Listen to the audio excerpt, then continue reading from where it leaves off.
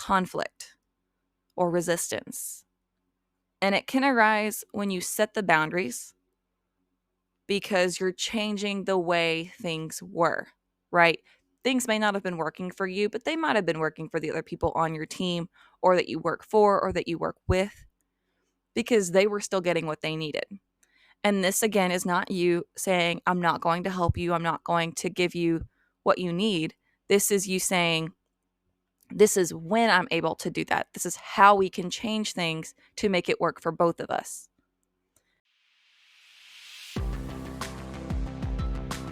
Hi there, friend, and welcome to the Design Your Happiness podcast, where we work to live, not live to work, and the financial gains and well-earned free time of the lives and careers or business we've designed have taken the place of those late work nights, stressful, all too short weekends, and feelings of just getting by.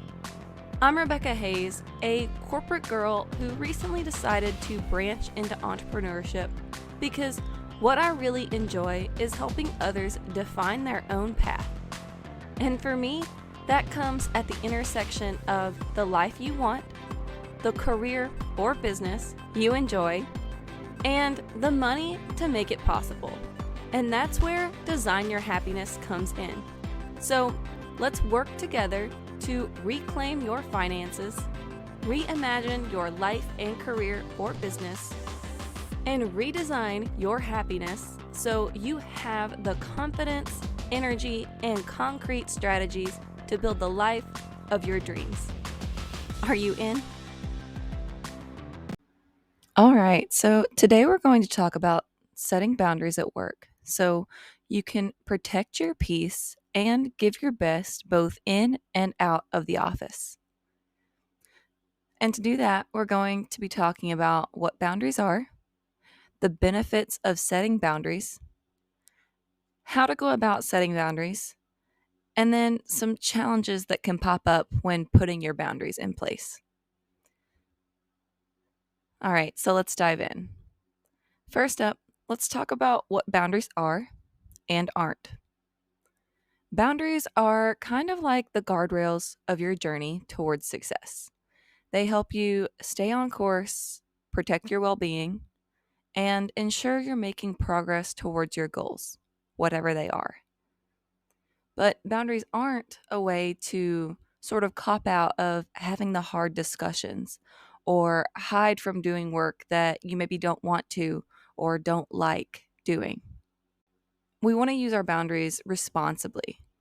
And that also means allowing others to set boundaries and then respecting them when they do, right? Because we want people to respect our boundaries when we set them. So we also have to reciprocate. It really is a two-way street. Basically, we want to use boundaries to make work or our work situations really work for everyone, including ourselves. Because at the end of the day, we all deserve to enjoy our lives both in and out of the office. So let's talk about some of the benefits or reasons why setting boundaries at work can be so helpful and even necessary at times. Boundaries in your professional life are really the key to unlocking your productivity and long-term success. So first of all, let's talk about productivity. Setting boundaries around tasks and time management can make you more focused and productive. And so to think about that, we want to keep in mind, what we need to do versus what we continue to tell ourselves that we need to do. So one of the ways to do that is kind of keeping in mind what done is instead of maybe chasing quote unquote perfection. Or if something is more important than something else, can we drop that off of our to-do list, and reframe how we're working on things and what needs to get done and when. And so that's kind of around focusing on our own time management and making ourselves more productive. Can we get more things done quicker? Can we change the way we're doing things to make it better for us or for someone else if we were going to pass off those tasks? Another area where boundaries really come in handy is when we start thinking about what a lot of people call work-life balance.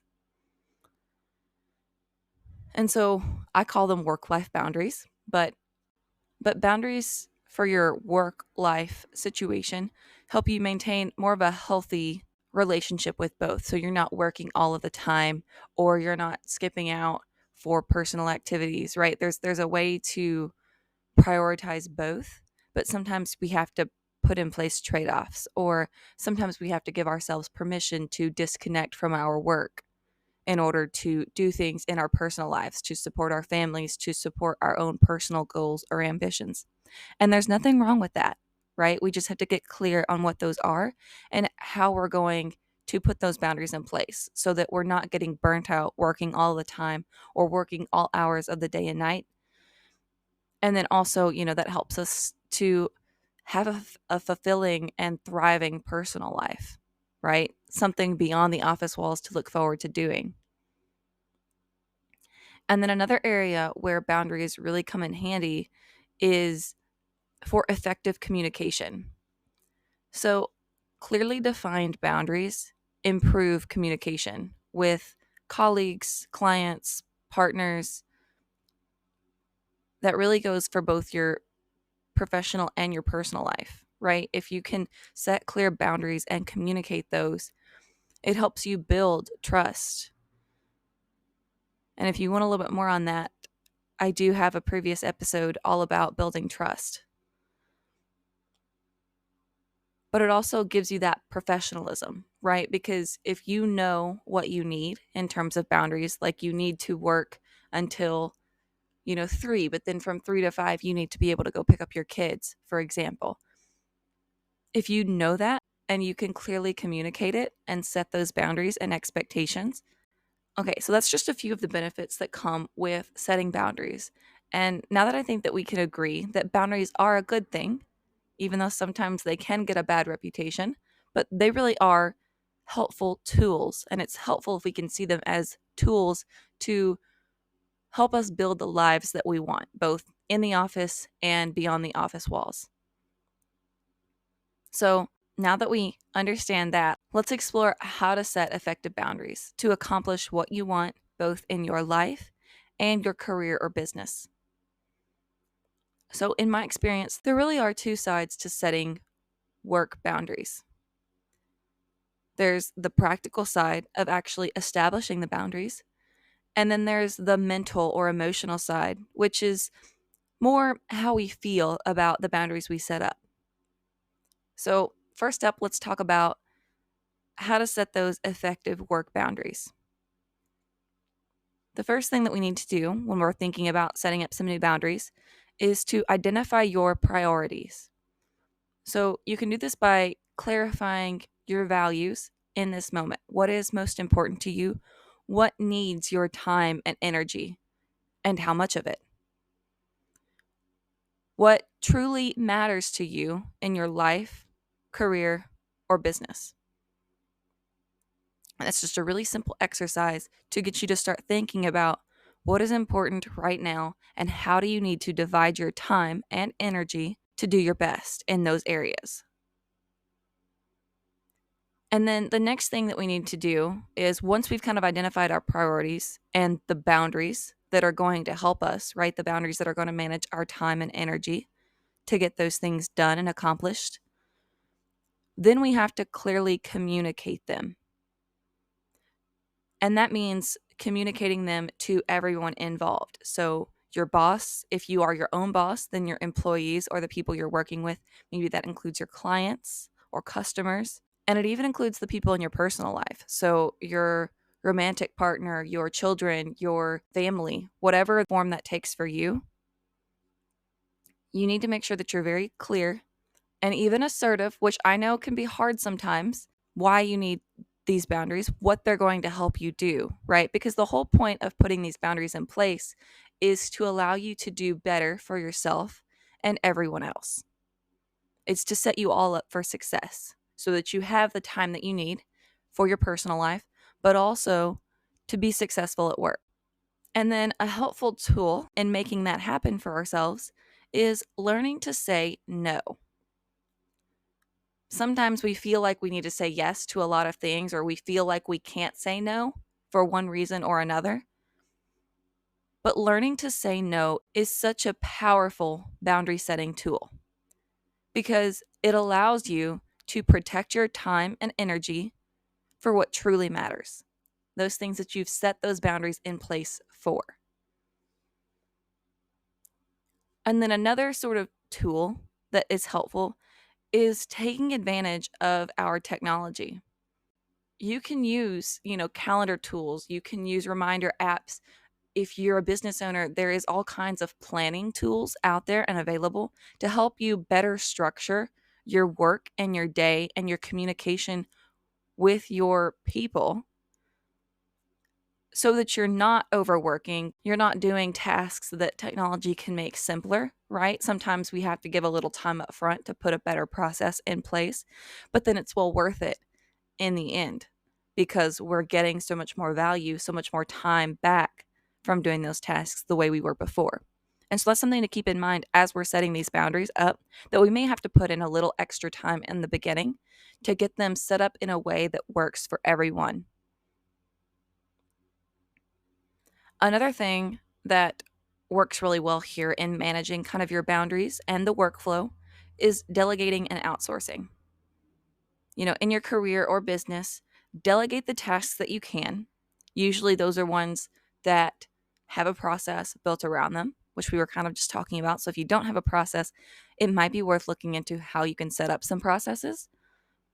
But delegate tasks or outsource responsibilities. And this can be in your professional or your personal life. It's possible to outsource components of your personal life, like cleaning, for example, or meal kits are really popular if you need some help cooking dinner a few nights a week. You can get the meal planning and prep done for you, and then you're just cooking some meals, right? So it helps you look at your time differently.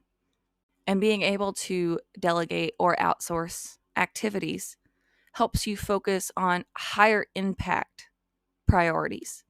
So again, those things that you're setting those boundaries for in the first place. And then, kind of the last thing that you want to do here as you're setting your boundaries and as you're moving forward with boundaries in place is evaluating and adjusting, because it's totally okay to change. So, regularly review the boundaries you have set up to make sure they align with your evolving goals and needs. Because as we live, we're growing, we're changing, our priorities in life change. And they even change for our career or business depending on the season and what we're trying to accomplish. And so it's expected that your boundaries and priorities would change and evolve with that. We just have to make sure that we're staying proactive in managing our boundaries so that they best serve us in whatever phase or season we're going through. And that kind of sums it up for setting those boundaries, right? I mean, there's really like 3 steps to setting boundaries. We want to identify our priorities, and then we want to clearly communicate those.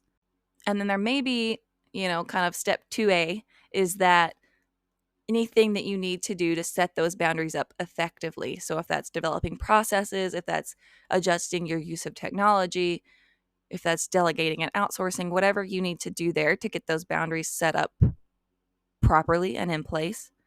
And then that last step is just evaluating and evolving as your priorities and needs change. So now that we've gone through the specifics, it's pretty obvious that setting the boundaries is pretty straightforward, right? It's a couple of simple steps. But the more difficult part of this setting boundaries up process is managing how we feel about the boundaries, or more likely, how the people in our lives, whether it's the people we work with or the people in our personal lives, make us feel about our boundaries. But that mindset is so important because it's the mindset that helps us maintain our boundaries over the long term and stand firmly behind the boundaries we've established. I believe it was Eleanor Roosevelt who said, "No one can make you feel inferior without your consent." And that sentiment applies here because one of the biggest emotions that comes up when we start setting boundaries and we start going through the process of communicating those boundaries out to everyone in our lives is this feeling of guilt. So we start to feel like we're letting people down or like we're being selfish for setting these boundaries in place. But boundaries are not selfish. In fact, they're the opposite. They're very beneficial to everyone because when everyone understands where you're at and what you're doing and what your priorities are and how you're spending your time and energy, they can adjust their expectations. And then they know when to reach you, when they're going to be able to get a response, when they're going to be able to get what they need from you. And they're not left out there kind of wondering why you're not responding, why you aren't available, why they can't get the answer they need, right? Why they can't do what they need to do. So, like, we need to reframe the way that we think about boundaries because it's a form of self care for you to protect your time and energy and put it towards the things that matter to you. But it also serves everyone else because then they're clear, they understand how it impacts them and how they can adjust to get what they need when they need it. And so overcoming that guilt, like reframing that mindset, it does take practice. It takes time and it will get easier the more you set boundaries and stand behind them, but it's necessary. It's a necessary step to go through for your well-being and your own time and energy management. Another thing that can come up when we start setting boundaries is this sort of sense of conflict or resistance. And it can arise when you set the boundaries because you're changing the way things were, right? Things may not have been working for you, but they might have been working for the other people on your team or that you work for or that you work with because they were still getting what they needed. And this, again, is not you saying, I'm not going to help you. I'm not going to give you what you need. This is you saying, this is when I'm able to do that. This is how we can change things to make it work for both of us. And so, because of that initial change, because of that initial reevaluation of the way you're doing things, it can result in some resistance or some conflict with others. But it's natural. It's going to happen anytime there's sort of a change in a relationship, whether that's professional or personal. The best thing that you can do is to stand firm behind your boundaries and the reasons why those boundaries matter to you. And then you can also express the empathy in your communication, understanding that, again, you're changing things up, but it's going to work better for both of you in the end. Setting boundaries can be challenging, especially when you're met with resistance or guilt. But something that helps overcome that pesky feeling of guilt or your team's or the people in your life's less than enthusiastic support of you setting those boundaries up initially is consistency. So once you set those boundaries up, be consistent, stand behind them, and continue to enforce them. It will become second nature to both you and the other people in your life, but being consistent and enforcing your boundaries is the best way, the smoothest way to get you there because they'll see that you're serious. They'll see that you mean it and that you're still able to get the things done, just maybe not in the same way you were doing it before. And so once people see that you're consistently standing behind those and upholding them, they will naturally begin to respect your limits.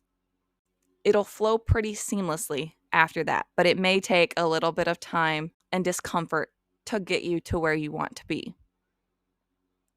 Another way to sort of mitigate that is encouraging others in your life to set boundaries as well, especially on your teams. If you're your own boss and you want to encourage your team members then to set boundaries for themselves, especially around work-life boundaries, then that can also help quicken the process of transitioning into this more boundary-focused environment because they're involved too now, right? Like they have a benefit of having those boundaries set and then you respecting their boundaries. And so that's another kind of cheeky way to get the ball rolling and to get that respect and understanding faster. But whatever you do, I hope you understand that setting boundaries is such a powerful tool for accomplishing what you want in your life, career, or business. It's not about shutting others out, it's about protecting your time, energy, and well being to focus on what truly matters to you. And by setting boundaries, you're not only enhancing your own life, but also creating a more balanced and productive environment for your career or your business. So, I hope you take some time to really go through the steps to decide what boundaries are most important to you right now in your career or business to help you best accomplish what you want. I think now is a really great time to do that as we're heading into the end of the year and starting to think about the next year and what we want to do. So go ahead and schedule some time to think about your priorities and what you want to accomplish, and then think about the boundaries that you need to set in place in order to make that happen. I can't wait to see what you do. All right, until next time, keep designing your happiness.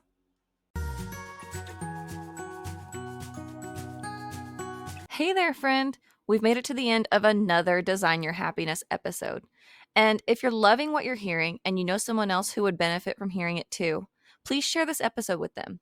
I can't tell you how much it would mean to me to support even more ambitious, aspiring entrepreneurs like yourself.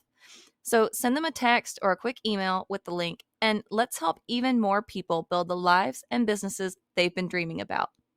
All right, I'll see you next time. Until then, keep designing your happiness.